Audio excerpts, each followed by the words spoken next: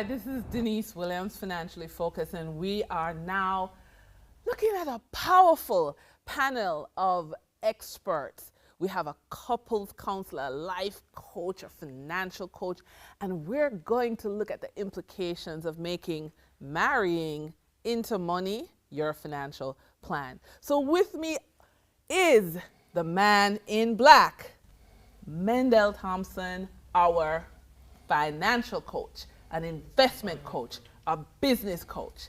Then we have the beautiful, yes, Colleen Dietrich, couples counselor, life coach. You know, she has her finger on what's happening in the man and woman story. And then the awesome, well-lettered realtor, Vinton Thomas. Welcome our panel. Thank you. Thank you. Yeah, all right, great. So we've been discussing about marrying into wealth, and it can bring a new level of comfort and luxury into your life. I confess, I'm waiting on Prince Charming, yeah? And the challenge though, and what we really want to dig into with this panel is that you're looking at changes and implications, not just because you now have money, but there are so many levels that we're looking at. So I want to throw to you, Mr. Mendel. We're looking at using money as the measurement if you're getting married, okay? Because as we have been talking about, we're looking at inflation, rising real estate, people have debt, people have challenges. So again, I'm looking for Prince Charming to just come and solve all of my challenges, right? But from a financial perspective, usually two people who get married come with different financial dreams, goals. Some people are very conservative. They only want to save. Other people are risk takers. They are betting on the fastest horse. From that perspective, how do we get this marriage thing to work from the financial perspective? Well, it starts from before the couple actually gets married. So it's going to be important that both parties have their expectations clear as to what being married is going to look like financially, right? Because as you mentioned, there are different expectations, different desires. And we know in many cases, finances is one of the major things that breaks up marriages. Yes. So if the intention is for the marriage to last, Yes, it's going to be important that the expectations are set from the get-go. right? Because any man with money is not going to take on a woman who is not aligned, right? And vice versa, you know? So sometimes women, especially in today's society, sometimes women, many women are earning more than a number of men, Yes. right? And in the same way, there has to be an alignment of values, Yes. right? So that they're both going in the same direction. Or before it begins, that marriage will be doomed for failure. Yes, yes, yes, yes. All right, Colleen. Look here. If him don't have no money, me not give no honey. Listen, you know, look here. You understand? As a couples counselor, relationship counselor, that idea of I want a sugar daddy or I want a sugar mommy. You know, a lot of men are looking at women and saying, listen, if she don't have big car, big house, she can't talk to me. Now, we looked at the expectations from a financial perspective. What are you seeing in your practice as a relationship coach? Okay, that there is a way that we venerate financial security over emotional and physical security. Because the thing is this, you can bag yourself a money man, right? But then it doesn't speak to the quality of life. And there is more. I heard somebody mention, it's better you're balling in your Benz than any, you know, you're balling in the bus, in your Benz right? instead of the bus. No. But at the end of the day, you're going to have to deal with this person, and there is more to the individual than what it is that they can bring to the table financially. The other thing is that you hope to, start a family with this individual. Most of us don't check to see, is this somebody I can co-parent with? Is this somebody I can live with? I can bring up children with this individual. We are just taken in by the trappings, Yes. the opulence, the Yes. big car, the big, the big house, this kind of a thing. But there is more to marriage than those things. And a lot of us have to deal with the consequences of having the money man or the money woman. But at the end of the day, I've lost my peace. I've lost myself. Even though I'm in the Benz and Versace, nobody's home. All right. I'm going to put on my eyeglasses for you now, Vincent. That's what I say. Yeah, I'm going to see what you're saying, right? That's what you're saying. And the question becomes the mindset. You know, even though you're a realtor, you're a life coach. Yes, I am. And in dealing with people who come with different mindsets, so we looked at the money, we looked at the man and woman argument and the mindset.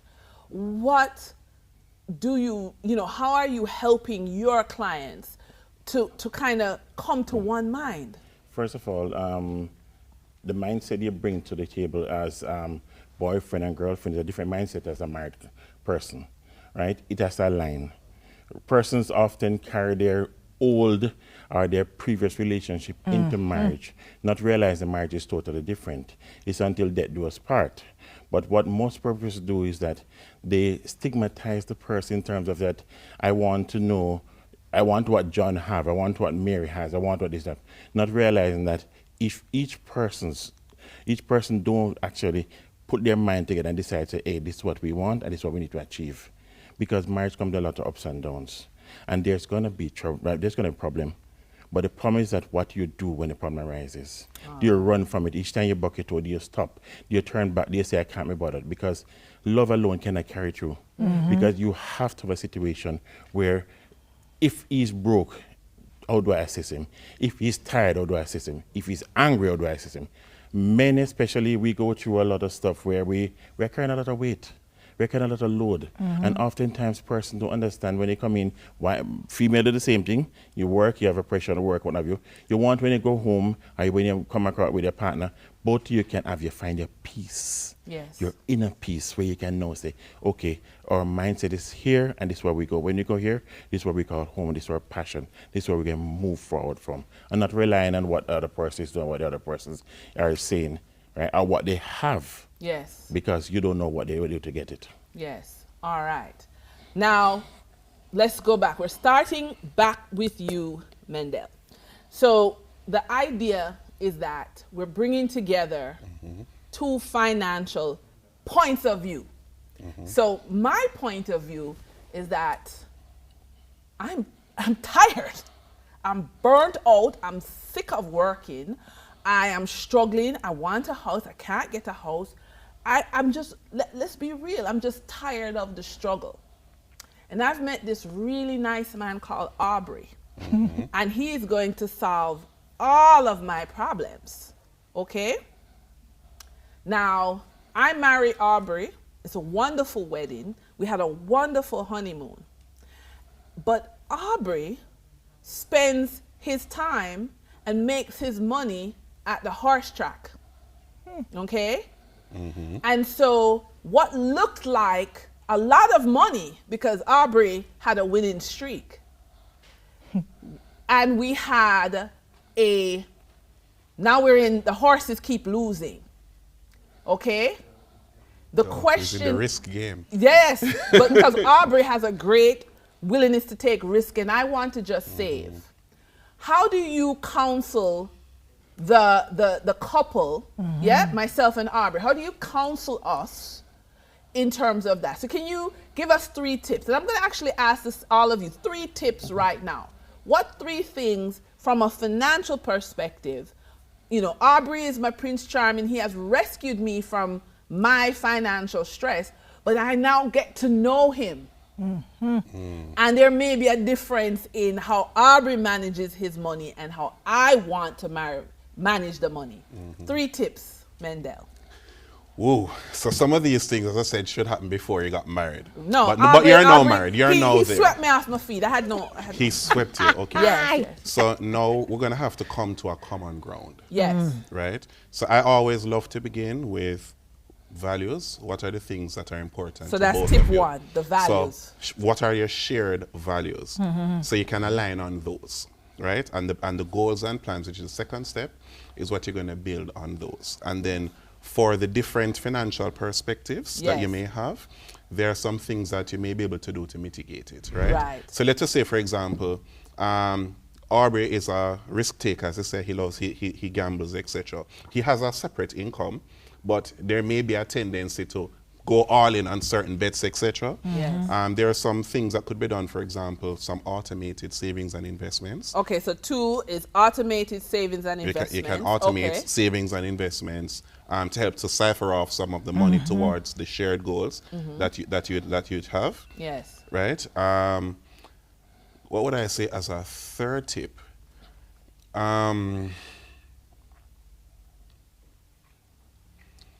Really now have to work on improving. When it comes on to financial security, Yes.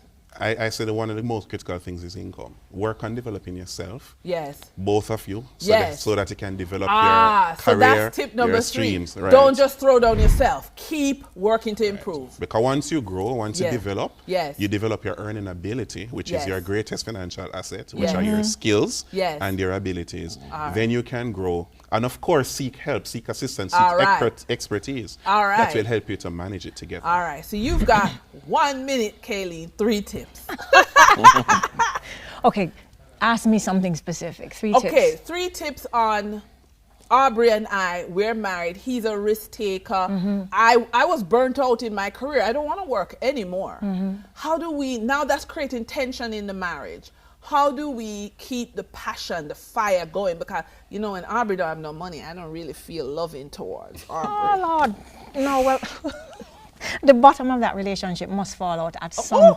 It must don't say fall that. out. I It love must Aubrey. fall out I at love some point, him. because no. What you just said is Aubrey's significance in this relationship, in this dynamic, is really what is in his pocket, what's in the bank account. Oh, boy. Right. So the deal is this: at some point, you must invest in the person. Yes, so that's Right. tip 1. There- Invest in the person. Invest in the person. Get to Okay. learn who is this individual, All right. and fall in love with this So even individual. though I'm telling you that I love Aubrey, I need to learn more about Aubrey. Right, you and actually fall need in to love invest in the again. individual, We love- okay. in the individual, because Aubrey was pension plan. Yes. Right, so you have to invest in the individual. Also, gentleman said it earlier, invest in self. Tip 2. Invest in self, because you never know where the relationship, Yes. you know, where things might turn. The other thing is to determine whether or not I actually want to continue this journey with Ooh. Aubrey. Oh no. You want me to move out of No, Aubrey no, because? I need to determine whether or not this actually makes sense, because again, there is more to relationship than financial security. Yes. Emotionally, am I satisfied with Aubrey? Oh, my Do I goodness. like this individual? Yes or no? Ooh. Do I like who I have to become Yes. in order to keep Aubrey?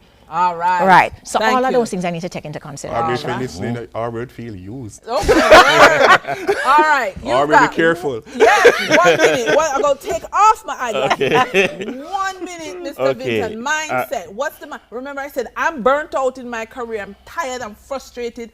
Aubrey swept me off my feet, but I learned he is a big risk taker. Tell me 3 tips to get our mindset. The first tip is that you enter the relationship with a mindset that, hey, I'm not going to be doing anything. Aubrey is going to be taking care of this, and Aubrey is going to be doing that. So you weigh heavily on Aubrey and whatever Aubrey had Yes. or has. Yeah, but that's right? worth it. But when you're in it now, your mindset, your different mindset now is that you have is that, hey, guess what? Aubrey don't look so all that financially focused as I wanted him to Right. be. Right? So you have to change your mindset where Aubrey is concerned, and both you now need to sit down and decide, can we come to a compromise where we can decide now, Aubrey, you have done too much of this or too much of that. All right, so tip 1 is to compromise. You have to compromise. All right, next definitely. tip. Right? Next thing that you have to reason each other. You have to Communication, communicate. reason, You have to okay. communicate. And when you communicate, you have to come to now a decision where both of you decide that, okay, this is what we want to do and this is what we are going to do. Okay, you so have to 3 learn is a to do- plan of So you action. have to have a plan of action, and compulsory. All And the right. things people are afraid of and which are constant All is right. that change and time. We cannot do nothing about them.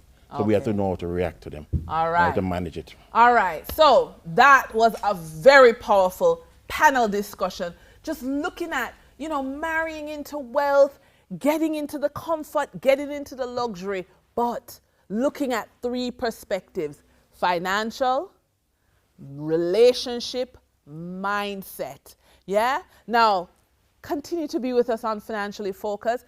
Be sure to check on the links below and you'll get more information. I'm Denise Williams. We had a fantastic panel of guests. Thank you all. We'll see you in a few.